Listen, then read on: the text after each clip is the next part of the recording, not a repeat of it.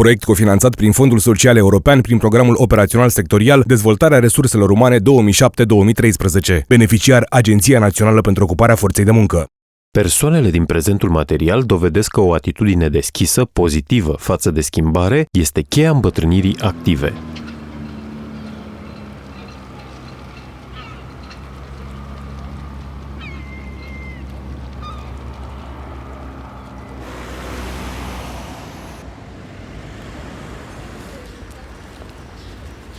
M-am dus la șomaj, nu-mi conveneau, adică nu-mi conveneau la nimeni, nu-mi convine suma de bani cu care ești retribuit și am început să caut de muncă. Între timp, la șomaj mi s-a oferit posibilitatea să fac anumite cursuri, care am ales cursul de cofetare. În timp ce făceam curs de cofetare, la o cofetărie angaja vânzătoare. Și după câteva zile de probă, s-a hotărât să mă angajeze. Este nou, este cofetărie, este ce făceam la curs la șomaj, care îmi plăcea. Și datorită lucrului ăsta o să fac cursul în continuare. Deci o să-l termin la șomaj cursul de 2 luni și jumătate și o să-mi iau o nouă calificare. Poate cine știe. Poate voi lucra și în laborator. Faptul că sunt activă se demonstrează și prin faptul că nu mi-am dorit să stau la șomaj. Deci puteam să stau la șomaj. Chiar de-mi găseau un loc de muncă. Dar de ce să fie găsit de ei și nu de mine? Da, poate am mai multă dorință de muncă decât cei tineri. Și dacă găsesc un loc de muncă, încerc să țin de el cu dinții, nu să azi vin sau vin o lună, 2, 3 și apoi dau bir cu fugiți. Aș putea să spun că am ani de vechime, aștept pensia și stau acasă, dar nu. Este și situația materială și dorința de a fi activ și de a munci. Când îmbătrânești, bine că nu e chestia că am îmbătrânit, dar oricum sunt niște perioade care trec și nu se mai întorc și te uiți în fotografii și ți aduce aminte cum a fost odată. Dar eu mă simt încă tânără.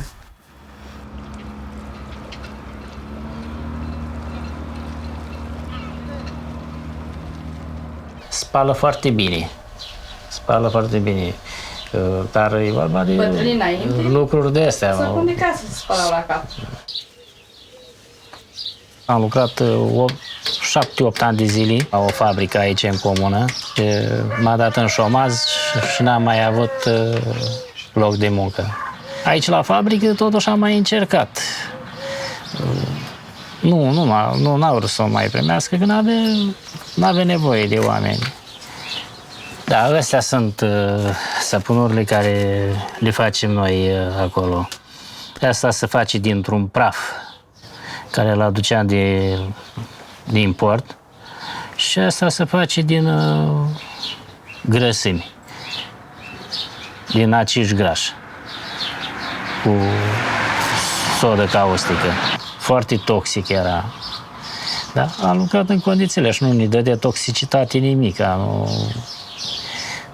Nu aveai unde să te duci în altă parte să lucrezi.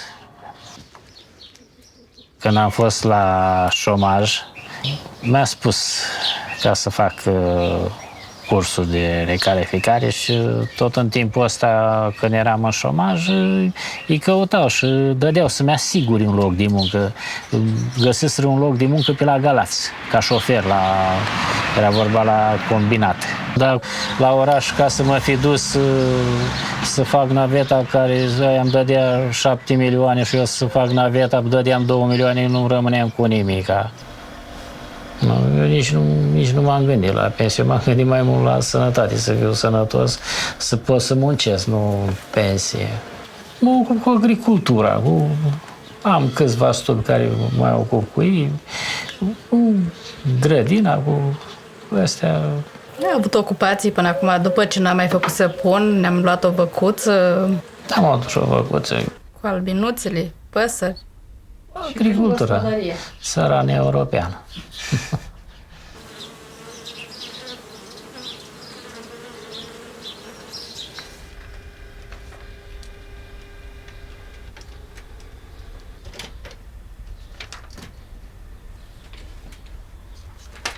timp de 1 an am fost șomer indemnizabil, după care am continuat să fiu șomer fără indemnizație și în căutarea unui loc de muncă. Am fost convinsă că o să găsesc un loc de muncă pentru că aveam o facultate, aveam o experiență anterioară în muncă și m-am gândit să fac niște cursuri.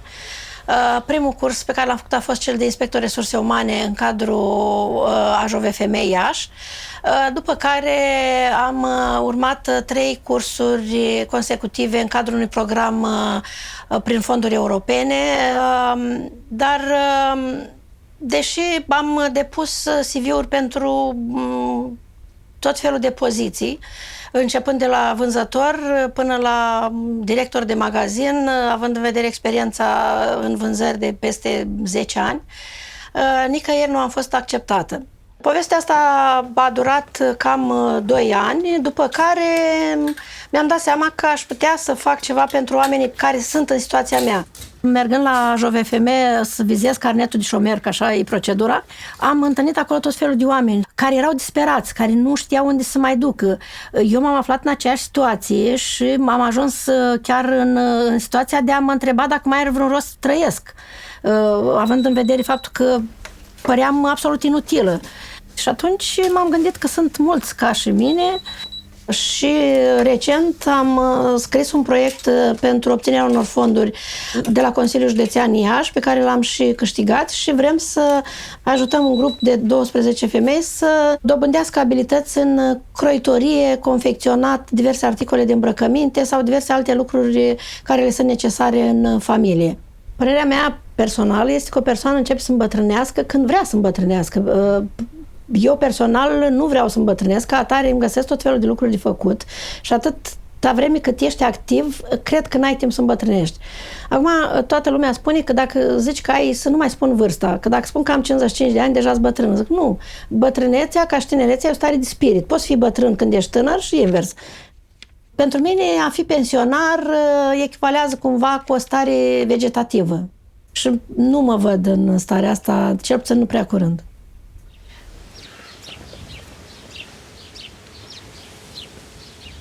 Am lucrat ca menajeră la o agenție de turism și momentan sunt în șomaj.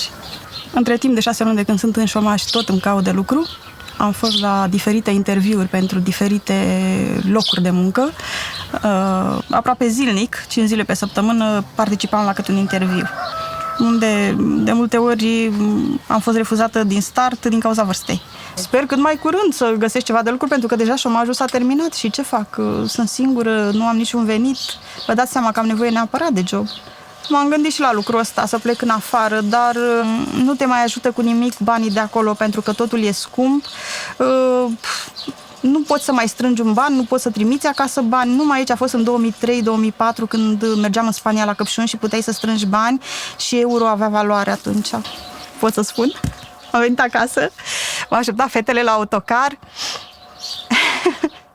După 3 luni și după primul contract, a fost groaznic. Când le-am văzut,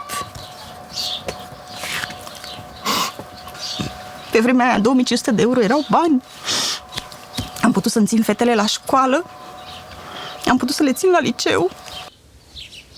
Am zis, nu faceți nimic dacă nu învățați. Vreți să rămâneți la țară, nu învățați. Vreți să mergeți mai departe, trebuie să învățați. Școala vă ajută să vă depășiți condiția. Asta a fost lucru care m-a motivat pe mine. Eu sper să rămân așa cum sunt, să nu mă schimb nici la bătrânețe.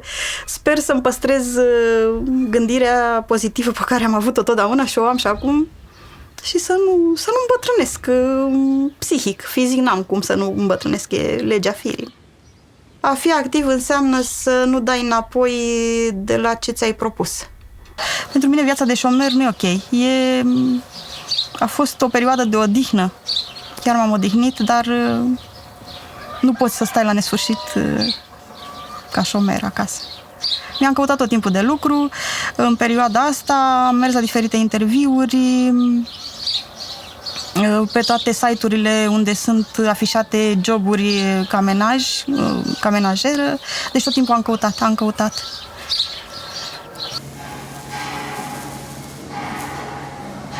Sunt de profesie mecanic mașini utilaje. Am profesat meseria până în 1994, din 78. Și din 94 am lucrat la o altă firmă în meseria înfășurător arcuri, până în 2014, în octombrie, când am devenit șomer. În primăvară, anul acesta 2015, mi s-a oferit posibilitatea să mă policalific în meseria de sudor, fiindcă chiar dacă am o diplomă în meseria de sudor, e făcut acum 30 de ani, când erau alte tehnologii, alte sisteme de sudură, alte aparate de sudură. S-au schimbat multe, toate progresează și eu vreau să progresez și eu, să nu rămân în urmă. E ceva normal. Consider că este benefic pentru viitorul meu. Eu mă consider încă tânăr, la 54 de ani. Omul mai în vârstă deja e mai liniștit, mai calm, are multă experiență și poate să conducă câțiva tineri și poate să învețe pe cei tineri. Eu, la 51 de ani, mă simt destul de putere și acum că sunt un pic mai slab, aia nu mă deranjează. Copiii sunt de la 1 la 81 de ani. Da, dacă ai părinții. Asta e concepția mea. Eu nu mă simt bătrân nici la 80 de ani. De ce? Sufletul să fie tânăr. Aparențele, corpul te înșeală. Am lucrat la o fabrică de piese electronice, au mers foarte bine, s-au făcut restructurări, ne-au dat afară. Am depus mai multe CV-uri la mai multe întreprinderi, să știți, la multe fabrici și a zis că ne sună, dar nu ne-a mai sunat nimeni. Deci, la anumită vârstă, nu mai doresc să angajeze. Peste 50 de ani, numai dacă, v-am spus, trebuie să găsim un patron de vârsta noastră, că altfel nu ne ia. Dacă nu avem nici angajat, nici în pensie, nu ai nici asigurarea medicală. Trebuie să căutăm mult locul de muncă, dar reușim. Căutăm tot orașul și tot trebuie să găsim. Atunci m-am gândit ce mi s-ar potrivi mie foarte bine și am făcut un curs de agent de securitate și am reușit să mă angajez la un magazin de materiale de construcții. Merge foarte bine, fiindcă eu am fost vânzătoare, mă descurc foarte bine cu clienții, că lucrez pe linia de case și pot să-i supraveghez pe clienți. Păi dacă ei nu ne pensionează, nu suntem încă bătrâni, după 60 de ani, până la 70. Când am fost tânăr, asta vă spun sincer, când am ajuns de am făcut profesională chiar ultimul an, îmi plăcea cum merg oamenii dimineața la muncă.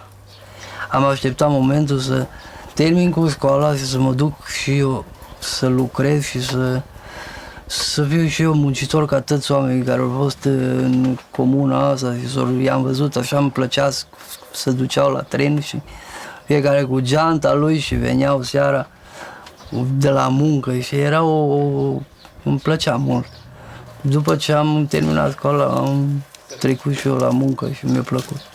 Așa, am simțit ceva frumos, ceva, îmi dădea putere să muncesc. Mi-a plăcut să lucrez așa, cum am lucrat. Mă pricep la cătușerie, mă pricep la sudură, mă pricep la împletituri. Și tot timpul am vrut ceva noutăți și îmi plăcea să văd cum dau randament sau cum eu din mâna mea am dat ceva, am scos ceva frumos. Nu m-am gândit niciodată la un serviciu mai ușor și să mai... Că oriunde te duci, tot trebuie să lucri.